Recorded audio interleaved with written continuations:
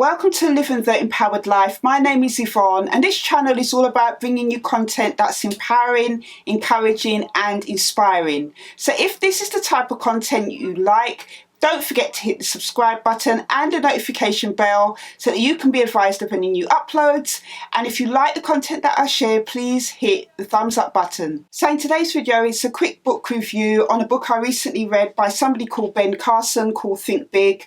I paid £3.05 for this book on eBay, and I was inspired by this gentleman because when I saw an interview with him and a lady called Candice Owens, it was one of the best interviews that I've seen in a long time, and I came away from that interview feeling empowered and inspired by Ben Carson. So besides being the youngest head of pediatric neurosurgery at the age of 33 and the only black man to hold such a position, Ben Carson has achieved a lot in his life. And why I bought this book, Think Big, was to find out really his ideas and things that he thinks that help somebody to dream big. So one of the most powerful things about Ben's story is his beginnings. He grew up initially with his mum and dad, and by the age of 8, his mum and dad had split up, leaving his mum to be a single parent. And she worked a number of jobs to support her 2 sons at the time. And when Ben was in school in 5th grade, he really struggled to apply himself in classes. As a matter of fact, he was always really down in his grades. He seemed to be one of those children that was slipping through the net in terms of getting a good education. So with her son's education falling behind, his mother started to seek advice from the one and true source of all guidance, and that is God. And from that, she decided to make both of her sons read 1 book a week. It meant that going out to play with their friends had to take a back seat until after homework and reading was done. They weren't allowed really to watch TV. There wasn't even really any time because their mum had put into practice this new plan of getting her sons to read 1 book a week and then to write a book report on that book to share with her. They absolutely hated it at first. Ben wasn't too keen on it. But after a while of going to the library and finding books that interested him on fossils and different rocks, he really started to get into reading. His grades improved, which means that he started to rise to the top of the class, which for him was both a good and a bad thing. With getting good marks in class and his peers seeing that he was improving in all his lessons and being picked for special attention from the teacher, Ben started to get a thrill of the sense of achievement. But there was a downside to this for Ben because as he was starting to be recognised and acknowledged for his knowledge in certain things within the classes that he was doing, along came with it a sense of ego and pride. And some of his friends felt that he was getting too big for his boots and didn't really want to be around him. It's one of the things that Ben reflects upon in this book about that period of time, and he says that it was from a sense of insecurity that stemmed up from, and I can totally understand that. When you feel insecure about yourself, it's very easy to be filled with pride about the things that you do. One of the key things that Ben's mother also did with him was not only to pray with him and to encourage him in his learning, but she also affirmed her sons. She always would tell her sons that you can do anything that you want to do. You can be anything that you want to be. And that sometimes seemed hard to believe because of the era that he grew up in and because of being a black kid in a poor inner city.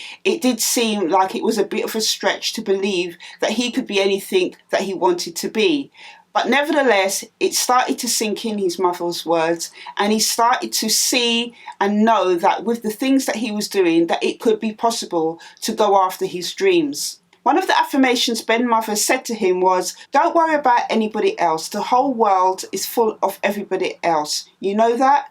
But only a few make a significant achievement." There was a little blip in Ben's journey in his teenage years. He had a bit of a temper, and that's one of the things he talks about that used to get in the way. He used to get himself into situations which could easily turn into situations where fights could happen.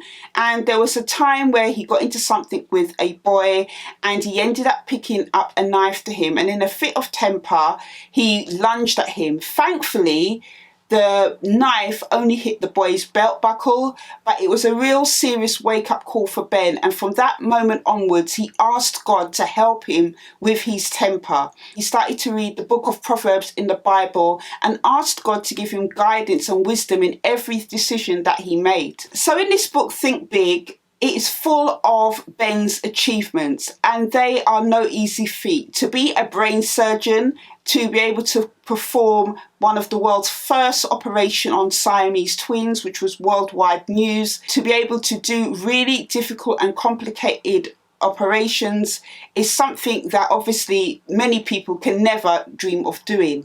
And he goes into great detail in this book of some of those cases. At first, it was fascinating to read about some of the cases that he performed and his thought processes behind them. But after a while, I did really feel with this book that it went too much on about all the different cases. Obviously, he's a highly intelligent man. He is knowledgeable, he's really smart. He's a man who's full of wisdom. He's a God-fearing man. And, that is really evident. Even in the conversation I watched with him and Candice Owens, you could see there was something very different about him. However, in this book, he does talk a lot about lots of different people besides other cases, surgery staff, doctors, mentors, people that added to his life. As a matter of fact, there's 3 chapters alone on mentors. I felt like this was too much. This could quite easily, I believe, be cut down to just 1 chapter. I did feel that it actually took away from what the book was meant to be about. And the book was meant to be about recognizing the keys to having full potential in your life.